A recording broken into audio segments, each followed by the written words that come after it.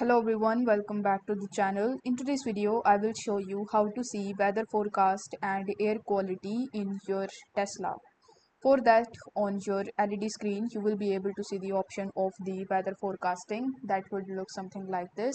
So it will show you in the top the weather forecast as well as the air quality.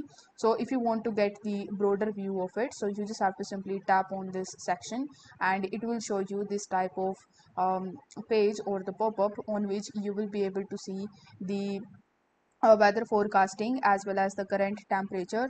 In addition to this, you can see the chances of rain, humidity, wind, UV index and AQI ratings. So you just have to view any of these, and this way you can know the weather forecasting as well as the air quality with the help of your Tesla.